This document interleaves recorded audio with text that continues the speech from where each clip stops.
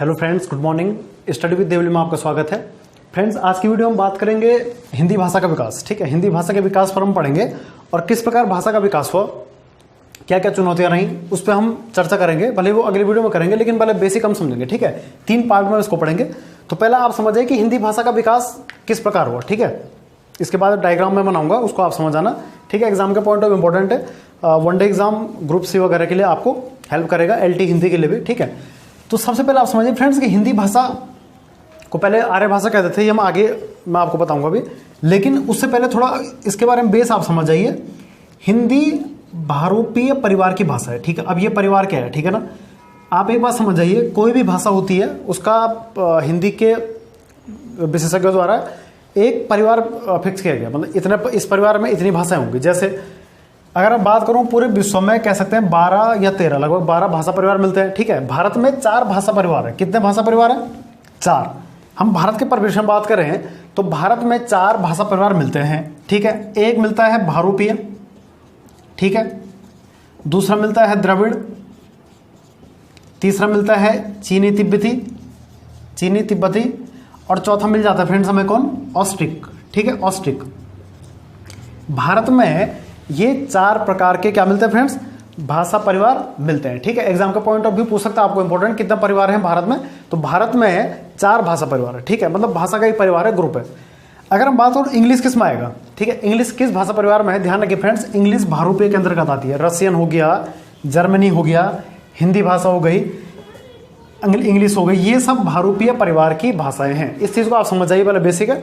बाकी द्रविड़ में जो दक्षिण की भाषाएं वो आ जाती हैं। चीनी तिब्बती में चीन की भाषा कह सकते हैं, मंदारिन। ठीक है, ध्यान रखिए मंदारिन विश्व में सबसे ज़्यादा बोले जाने वाली भाषा मंदारिन है। इसको चीनी भाषा भी कहते हैं। ठीक, क्लियर करो, नोट कर लो फैक्ट। ठीक है ना, तो भारत में 4 प्रकार के भाषा परिवार मिलते हैं। ठीक, आज हम जो पढ़ने वाले हैं वो पढ़ेंगे हिंदी भाषा का विकास किस प्रकार हुआ, प्राचीन से आधुनिक किस प्रकार है। ठीक है, और हमने ये समझ गए। ठीक है ना, इसको मैंने आपको बता दिया, तो आप इसको एक बार नोट कर लीजिए। ठीक है, एग्जाम के पॉइंट ऑफ व्यू इंपॉर्टेंट है। अगर हम बोलें कि सबसे बड़ा बोलने की दृष्टि से सबसे बड़ा भाषा परिवार कौन सा है, तो ध्यान रखिए फ्रेंड, बहुरूपीय भाषा परिवार सबसे बड़ा है। 73% भाषा बहुरूपीय परिवारों की बोली जाती है। मतलब इंग्लिश हो गया, हिंदी हो गया, जर्मनी हो गया, रशियन हो गया, ठीक है, इत्यादि भाषाएं बोली जाती है। ठीक है ना, एग्जाम के पॉइंट ऑफ व्यू इंपॉर्टेंट है, आप इनको नोट कर लेंगे। ठीक है, ये फैक्ट भी हो गया। आगे जो हमारी वीडियो बनेगी उसको आप समझेंगे। ठीक है, आगे जो मैं आपको पढ़ाऊंगा, अभी जो वीडियो बनेगी वो बनेगी आगे हिंदी भाषा का विकास, हिंदी भाषा का विकास प्राचीन काल से अब तक। दूसरा हम पढ़ेंगे बाद में स्वतंत्रता के समय हिंदी भाषा का विकास कैसे हुआ, और आफ्टर स्वतंत्रता के बाद, ठीक है, आफ्टर इंडिपेंडेंस कैसे डेवलपमेंट हुआ हिंदी का। तो 3 प्रकार से हम पढ़ेंगे। ठीक है ना, तो आज की वीडियो हमारी रहेगी फ्रेंड्स हिंदी भाषा का विकास। तो देखिए फ्रेंड्स, आपके सामने हिंदी भाषा का विकास किस प्रकार हुआ, आप उसको नोट कर लेंगे फ्रेंड्स। तो हिंदी भाषा के विकास के अंतर्गत हम क्या क्या पढ़ते हैं, ठीक है, और किस तरीके से हिंदी का विकास हुआ।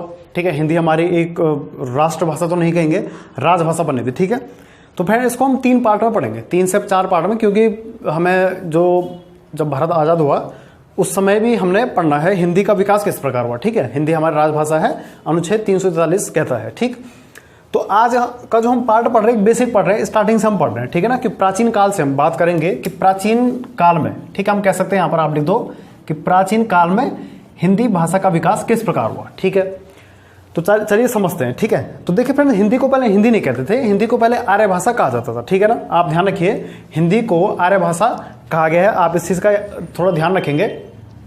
तो हिंदी को क्या कहा गया फ्रेंड्स? आर्य भाषा कहा गया है। ठीक है, हम हिंदी को या हिंदी भाषा का विकास या हिंदी इतिहास, भाषा के इतिहास जो भी कहिए, इसको 3 रूपों में हम पढ़ते हैं। ठीक, पहला हम पढ़ते हैं प्राचीन भारतीय आर्य भाषा, दूसरा पढ़ेंगे मध्यकालीन भारतीय आर्य भाषा, आभा लिखा है आर्य भाषा, तीसरा पढ़ेंगे आधुनिक भारतीय आर्य भाषा। ठीक हो गया, आप इस चीज को क्लियर, स्ट्रक्चर को आप देख लीजिए, इसका डायग्राम बना लीजिए। कोई भी एग्जाम हो, बड़े से बड़ा, छोटे से छोटा, उसमें आपके ये काम आएगा। ठीक है, तो देखिए फ्रेंड्स, प्राचीन भारतीय आर्य भाषा, क्योंकि हम इतिहास में आपको पता है ईसा मसीह का जन्म 1 ईस्वी में हुआ था।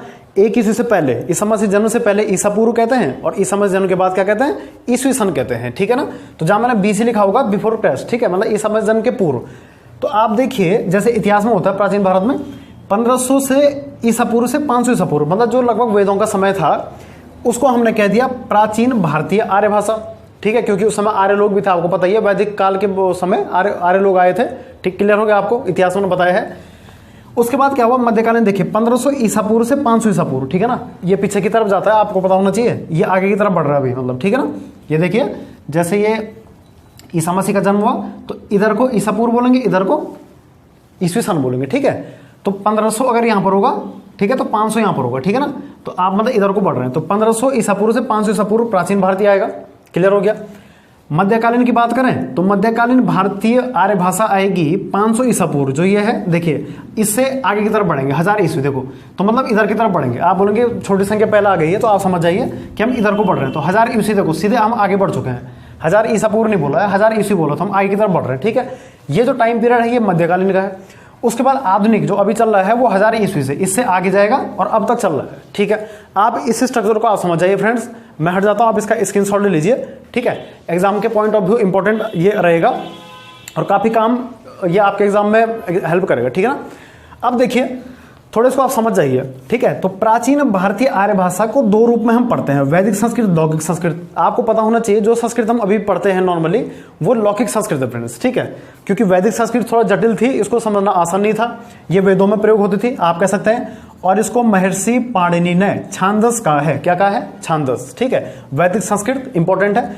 इसी के अंदर टाइम विभाजन, इसका हमने टाइम पीरियड का जो है अलग अलग कर रखा। 1500 से 500 के बीच में ही इनको बांटा हुआ है। देखिए 1500 ये है, 500 ये है। ठीक है, तो 1500 BC से 1500 ईसा पूर्व से 1000 आएगा तो वैदिक संस्कृत है, और 1000 ईसा पूर्व से 500 आएगा तो लौकिक संस्कृत। देखो तो 1500 से 500 आ गया ना, तो मतलब इसके बीच में दो कैटेगरी हमने बांटी हुई है। ठीक है, मतलब अगर ये लाइन आप समझिए, इस चीज को थोड़ा आप समझ जाइए, ये 1500 है तो 1500 से 1000 यहां तक वैदिक का आया, और 1000 यहां पर है, 1000 से 500 ईसा पूर्व आया लौकिक का। ठीक है, तो हम इधर को बढ़ रहे हैं धीरे धीरे, तो आप इसी को समझ जाइए। ठीक है, तो छांदस इसको महर्षि पांडे ने कहा, एग्जाम के पॉइंट ऑफ व्यू इंपॉर्टेंट। ठीक, दूसरा लौकिक संस्कृत जो हम अभी भी प्रयोग कर रहे हैं। ठीक है, क्लियर है, तो इसका नाम भी वैसे महर्षि पांडे ने दिया था। ठीक है ना, तो आप इंपॉर्टेंट एग्जाम के पॉइंट ऑफ व्यू फैक्ट भी नोट कर लेंगे, छांदस किसे कहा गया है। ठीक है ना, और वो किसे कहते हैं। ठीक है, अब आप समझ जाइए कि प्राचीन भारतीय आर्य भाषा को हम दो रूप में पढ़ रहे हैं, एक वैदिक संस्कृत, लौकिक संस्कृत। पहले आप केवल समझ जाइए, इसके बाद जो दूसरी वीडियो बनेगी उसमें मैं थोड़ा एक्सप्लेन आपको करूंगा। ठीक है, थोड़ा हम डिटेल पढ़ेंगे।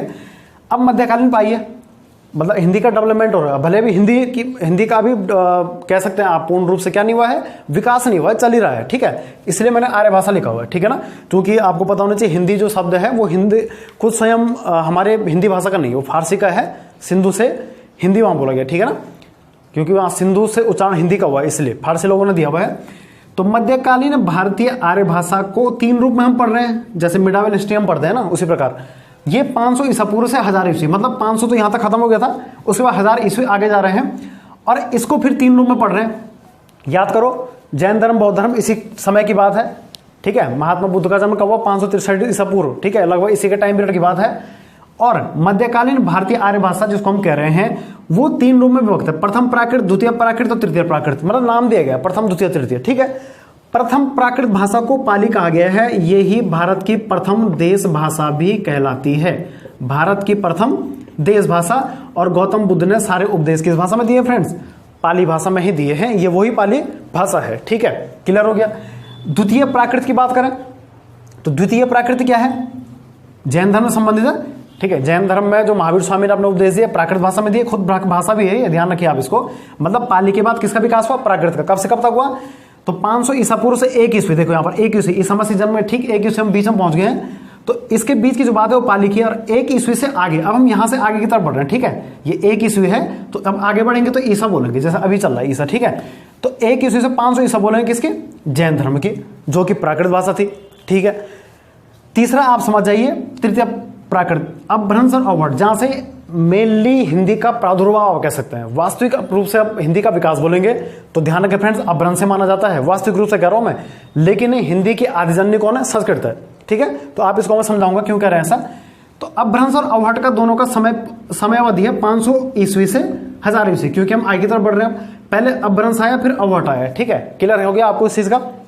तो थोड़ा आप इसको समझिए फ्रेंड्स। ठीक है, तो इसके बाद आप इसको नोट कर लेंगे। ठीक, एग्जाम के पॉइंट ऑफ व्यू इंपॉर्टेंट है। तो आपने अपभ्रंश अवहट भी समझ लिया, मतलब हिंदी का डेवलपमेंट यहां से शुरू हो गया। देखिए जो मैं गोला कर रहा हूं अपभ्रंश से शुरू हो चुका है हिंदी का विकास, वास्तविक रूप से कह सकते हैं आप, ठीक है, वास्तविक रूप से हिंदी का विकास हो चुका है, ठीक हो गया। अब क्या हुआ, टाइम बदला, मॉडर्न टाइम आया, आधुनिक भारतीय आर्य भाषा जिसको हम हिंदी अब कह रहे हैं, यहां से हम हिंदी नाम कह सकते हैं। देखिए इसलिए मैंने यहां पर, देखिए आप नोट कर रहे होंगे, मैंने यहां पर हिंदी लिखा हुआ है, ठीक है, क्योंकि अब फारसियों ने हिंदी शब्द दे दिया है हमें। तो आधुनिक भारतीय आर्य भाषा को 3 रूपों में हम पढ़ सकते हैं। पहला है प्राचीन हिंदी, क्लियर हो गया, मतलब 1000 ईस्वी से अब तक के 20 का टाइम, मतलब प्राचीन हिंदी, ये वाली प्राचीन नहीं, मतलब इसी के टाइम पीरियड की प्राचीन हिंदी, ठीक हो गया, जिसका समय अवधि है 1000 ईस्वी 14 ईस्वी, मतलब मॉडर्न की तरफ बढ़ रहे हैं। जैसा भी क्या चल रहा है 2020 ईस्वी कह सकते हैं, ठीक है, 2020 ईस्वी, तो उसी प्रकार तो 1000 ईस्वी से 1400 ईस्वी प्राचीन हिंदी, ठीक, 1400 ईस्वी से 1850 मध्यकालीन हिंदी, और 1850 ईस्वी से अब तक जो अभी हम चल रहे हैं प्रेजेंट में जो मैं बोल रहा हूं जिस भाषा में, वो भी आधुनिक हिंदी का एक भाग है, ठीक है। तो आप समझिए एक मोटा मोटा मैंने आपको आइडिया दे दिया है, एक मैंने फिगर बना के आपको आइडिया दे दिया कि हमने प्राचीन हिंदी का विकास किस प्रकार पढ़ना है, इस प्रकार आप समझ जाइए पहले हिंदी बनी कैसे, ठीक है। आपने देखा होगा एग्जाम में एक क्वेश्चन आता है अरेंज करने के लिए, आप नोट कर लीजिए, प्रथम देश भाषा थी, अरेंज करने के लिए आता है, ठीक, क्या आता है, संस्कृत लिखा रहेगा, पाली, प्राकृत, अपभ्रंश, फिर लिखा रहेगा अवहट्ट, फिर लिखा रहेगा प्राचीन हिंदी, और फिर लिखा रहेगा आधुनिक हिंदी। देखिए तो एक्चुअली ये विकास का क्रम है, ठीक है, हिंदी विकास का क्रम ये लिखा रहता है, बिल्कुल सही लिखा रहता है। पहले संस्कृत आई, ठीक, पहले क्या आई, संस्कृत आई, ठीक है, आदिजन्य संस्कृत है, फिर संस्कृत से पाली का विकास हुआ, आप देख लीजिए, पहले संस्कृत आई, फिर पाली आई, फिर प्राकृत आई है, फिर अपभ्रंश आई है, फिर अवहट आई है, फिर टूट फूट के फिर थोड़ा प्राचीन हिंदी बनी है, फिर आधुनिक हिंदी या मध्यकालीन के बाद आधुनिक हिंदी हम बोल रहे हैं, क्लियर हो गया। तो मुझे लगता है कि आपको इससे ज्यादा एक्स्ट्रा इसमें पढ़ने की जरूरत नहीं है, ठीक है। ये तो था प्राचीन हिंदी का विकास, ठीक है, प्राचीन हिंदी का विकास हमने पढ़ा, आप इसी को समझ आइए, ठीक है ना, एग्जाम के पॉइंट ऑफ व्यू, और यहां से हम इसी को हम हिंदी का नाम दे रहे हैं, ठीक। तो आप इसको, इस डायग्राम को आप देख लीजिए फ्रेंड्स, एक बार इसी से याद कर लीजिए, विकास का क्रम आप समझ आइए, ठीक है, जहां से विकास डेवलपमेंट हुआ है उस क्रम को आप समझ आइए, ठीक है ना, क्लियर है आपको। तो आप इसको नोट कर लेंगे। तो उम्मीद है फ्रेंड्स आपको अच्छा लगा होगा।